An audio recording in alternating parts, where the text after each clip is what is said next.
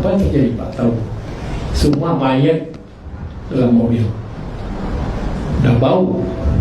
Ini kita lagi di Aceh Tamiang. Ini udah kayak udah Kuala Simpang, ini Kuala Simpang. Ini kalau kita buka kaca, ini udah bau mayat. Halo semuanya, selamat datang kembali di channel Indo Strategi. Hari ini kita bakal ngebahas soal kondisi Aceh Tamiang yang sedang menjadi perhatian nasional.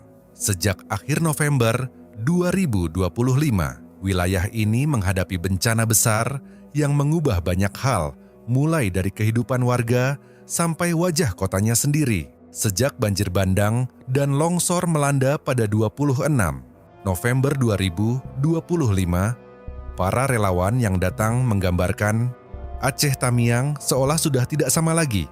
Banyak sudut kota yang berubah menjadi area penuh lumpur dan puing.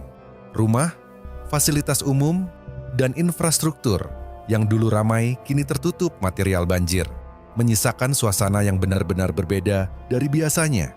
Salah satu relawan yang turun langsung, Bang Ale, membagikan pengalamannya melalui akun Instagram pribadi. Dalam ceritanya pada 5 Desember 2025, ia mengaku perjalanan menuju Kuala Simpang menjadi momen yang paling berat ia rasakan selama menjadi relawan. Ia tidak menyangka kondisi di lapangan begitu sulit bagi warga. Selama 9 hari, masyarakat di banyak titik harus bertahan, tanpa listrik, tanpa sinyal, dan tanpa akses memadai ke makanan serta air bersih.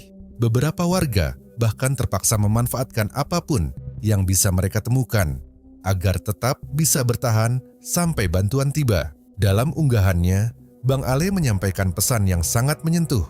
Ia meminta semua pihak untuk fokus pada kebutuhan paling mendesak terlebih dahulu. Menurutnya, hal terpenting saat ini adalah memastikan warga memperoleh makanan, air, dan bantuan dasar lainnya sebelum membahas hal-hal lain. Kerusakan di kota terlihat jelas di sepanjang jalan.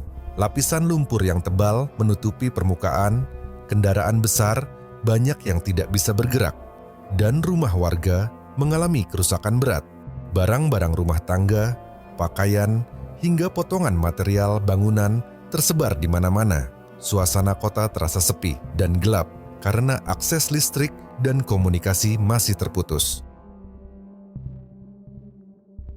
Rumah Sakit Umum Daerah Aceh Tamiang juga terdampak parah, sehingga pelayanan kesehatan tidak bisa berjalan maksimal.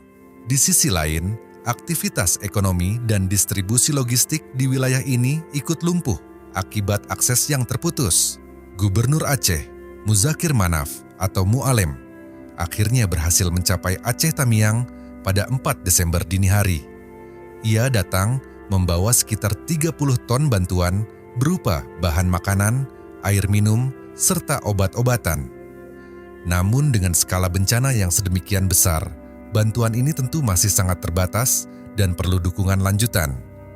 Data sementara dari Badan Nasional Penanggulangan Bencana menunjukkan 42 warga di Aceh Tamiang meninggal dunia, dan angka ini berpotensi bertambah karena masih banyak yang belum ditemukan.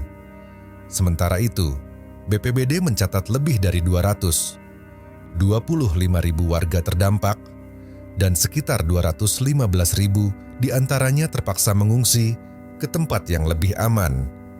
Jika dilihat secara keseluruhan, di Provinsi Aceh, jumlah korban jiwa mencapai ratusan, dengan banyak warga masih dinyatakan hilang. Bencana ini menjadi pengingat bahwa koordinasi yang solid, penanganan cepat, dan dukungan besar-besaran sangat dibutuhkan untuk memulihkan Aceh Tamiang. Upaya ini tidak hanya soal memperbaiki bangunan yang rusak, tetapi juga memulihkan kehidupan masyarakat yang terdampak. Semoga proses pemulihan bisa berjalan lebih cepat dan warga Aceh Tamiang bisa segera bangkit dari situasi yang sangat berat ini.